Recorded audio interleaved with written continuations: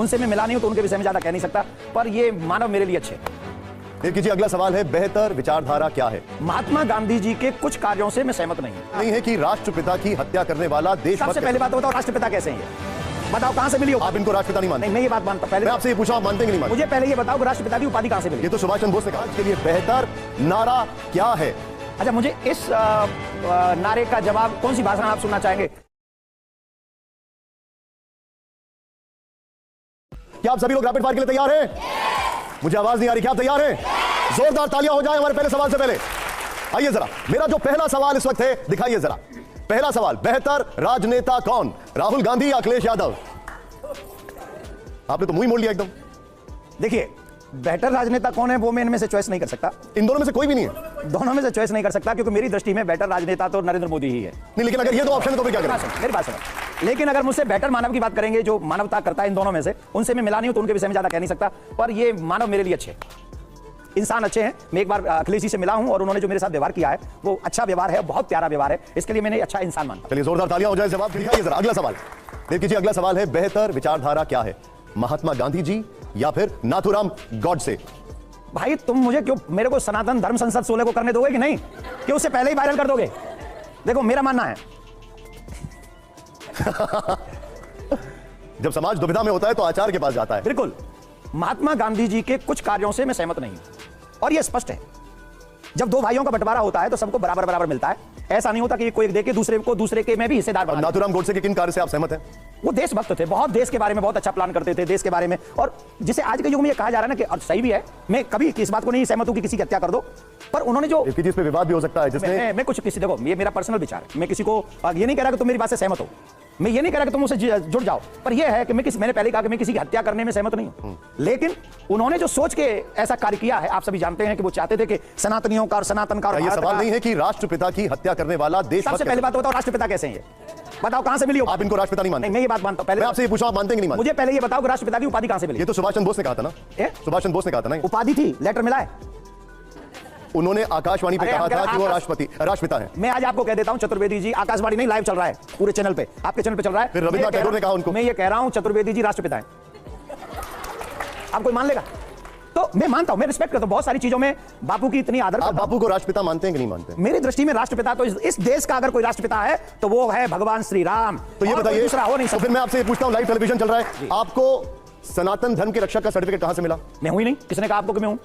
मैं सनातन धर्म का एक छोटा सा कण हूं, चेंटी हूं, मैं रक्षक नहीं हूं। लेकिन आप इतनी देर से कह रहे हैं हम रक्षा करेंगे, हम रक्षा करेंगे। तो हर सेवक को चाहिए। अब जब जो छोटा सैनिक होता है वो द्वार पर खड़ा रहता है, उसकी जिम्मेदारी क्या है? कि महल की रक्षा करे। सनातन हमारा महल है, हम इसके द्वार पालें, हम खड़े, हम इसकी रक्षा करेंगे। अब बापू की कुछ बातों से सहमत हो, जरूर थोड़ी कि हर बात से मैं सहमत हो जाऊं। ठीक है, आप भी कई चीजों में मेरी बातों से सहमत होंगे, कईयों में नहीं होंगे। तो द सेम थिंग, मैं कोई नेता थोड़ी हूं जो पॉलिटिकल। तो मैं ये सवाल आपसे पुनः एक बार पूछा हूं, आप इन दोनों में से किसकी विचारधारा के साथ है? मेरी विचारधारा ज्यादातर आपके साथ मिलती है। जो मैं देश को सुरक्षित देखना चाहता हूं और आने वाली नेक्स्ट जनरेशन को सुरक्षित देखना चाहता हूं, अगर मेरी विचारधारा मिलेगी थोड़ी बहुत तो आपसे मिलेगी। हालांकि मैं आपके इस जवाब से सहमत नहीं हूं और ये आने वाले समय में आपत्तिजनक हो सकता है, लेकिन मैं आपसे सहमत नहीं हूं। भाई मेरे पर्स में कोई नेता थोड़ी हूं जो मैं वो बोलूंगा जो वोटरों को पसंद आए। मैं वो बोलूंगा जो मेरे मन को आप बोल सकते हैं, मेरे मन को आप बिल्कुल बोल सकते हैं, इट्स माय चॉइस। ठीक है, अब आइए जरा अगला सवाल दिखाइए। हमारा अगला सवाल है, समाज के लिए बेहतर नारा।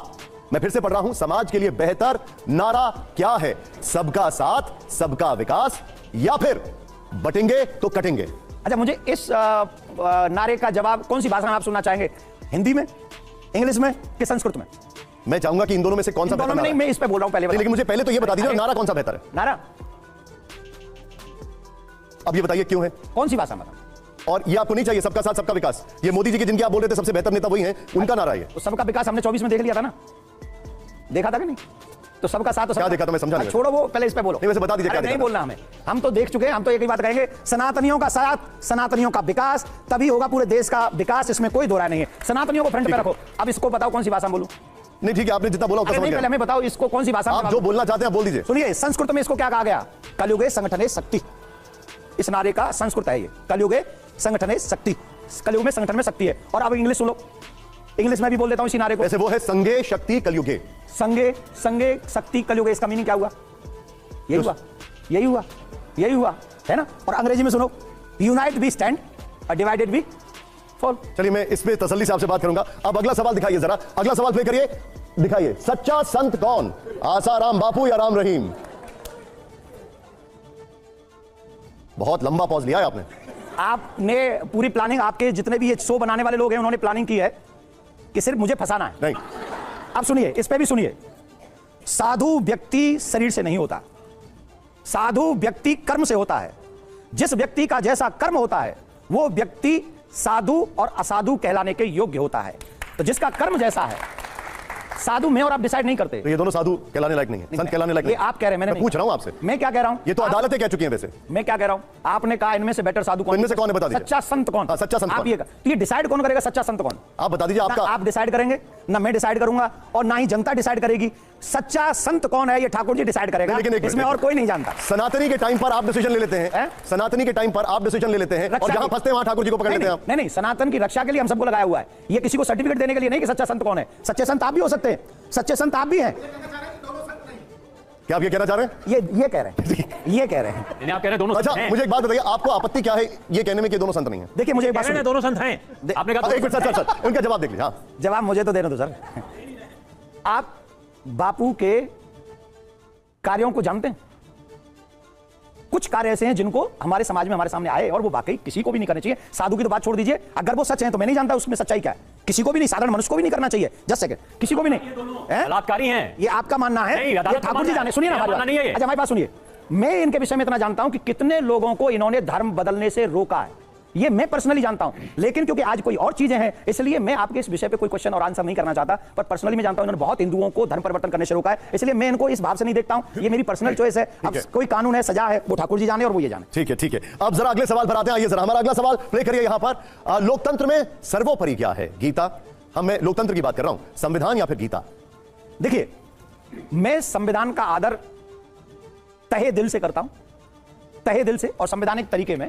ये लोकतंत्र भारत में हमें निश्चित तौर पे संविधान का सम्मान करना चाहिए और मेरे से ज्यादा सम्मान खैर बहुत सभी लोग करते हैं। मैं ये बड़ी अच्छी बात है आपने जो संविधान की बात की है। संविधान की बात करता हूं। पर चतुर्वेदी जी, अगर हमारे यूथ को गीता पढ़ा दी गई होती तो संविधान के हर एक रूल रेगुलेशन का पालन आज हमारे देश का नागरिक कर रहा होता, अगर हमारी गीता पढ़ा दी गई होती। जोरदार तालियां हो जाए यहां पर। आइए जरा अब अगला सवाल देखिए जरा। अगला सवाल आइए जरा प्ले करिए। हमारा अगला सवाल क्या है? अगला सवाल ये है कि सवाल हैं? बस ये, इसके बाद एक और है। अच्छा। भारतीय समाज के लिए बेहतर क्या है? भारतीय समाज के लिए बेहतर क्या है, संविधान या फिर मनुस्मृति? यहां शायद प्रश्न करने वाले बड़े विचित्र हैं। मैंने पहले ही कह चुका हूं कि भारतीय समाज के लिए सबसे बेहतर, अगर हम रूल वाइज जाएंगे कि हम लोग रूल फॉलो करें तो जो संविधान के रूल्स हैं वही हमको फॉलो करने हैं। तो ये तो डिसएग्री करने का कोई चांस ही नहीं और कोई मतलब ही नहीं। और ये बहस चलती है ना इसलिए कि संविधान की जगह मनुस्मृति लागू कर देनी चाहिए, कई बार बहस होती है इसलिए। मनुस्मृति क्या है पहले ये जानना चाहिए हमको। अब ये एक सेकंड में मैं समझा नहीं सकता। मनुस्मृति है कि प्रत्येक मनुष्य को क्या कर्म करने चाहिए और क्या नहीं करने चाहिए। जैसे संविधान में कहा गया ये लीगल है और ये इलीगल है, संविधान में देश के हिसाब से कहा गया ये लीगल है, ये इलीगल है। मर्डर करना तो इलीगल है इसमें, लेकिन संविधान में भी तो यही बताया गया है। वही कह रहा हूं, नहीं संविधान में इलीगल है, मनुस्मृति में भी इलीगल है। वहां कहा गया सत्य बोलो, संविधान में सत्य बोलता है, ये भी कहता है सत्य बोलो। मनुस्मृति को अपने वोट बैंक के चक्कर में कुछ लोगों ने गलत तरीके से प्रस्तुत किया है, जो कि नहीं होना चाहिए। मैं मानता हूं देश के लोगों के लिए संविधान मोस्ट इंपॉर्टेंट है, पर मनुस्मृति पढ़ेंगे तो उनकी लाइफ और भी अच्छी हो सकती है। ठीक है, जोरदार तालियां हो जाए। इस रैपिड फायर का आखिरी सवाल और बड़ा सरल सवाल है, यकीन मानिए। पहले जोरदार तालियां नहीं आ रही यहां पर। आइए जरा अगला सवाल प्ले करिए जरा यहां पर। हमारा अगला सवाल है, हिंदू हृदय सम्राट कौन? बाला साहब ठाकरे या नरेंद्र मोदी? क्या तुम जाए, ये दोनों ही मेरी लाइफ के हीरो हैं। इन दोनों से मैंने अपने जीवन में बहुत कुछ सीखा है। धर्म की रक्षा, देश की रक्षा। प्लीज इसमें तुलना मत करवाइए, प्लीज तुलना मत करवाइए। इनके लिए मैं इनसे कभी मिला नहीं हूं। मेरा एक ड्रीम था कि मैं इनसे मिलूं, पर नहीं मिल पाया, क्योंकि उससे पहले ही आप अपनी यात्रा पूरी कर चुके हैं।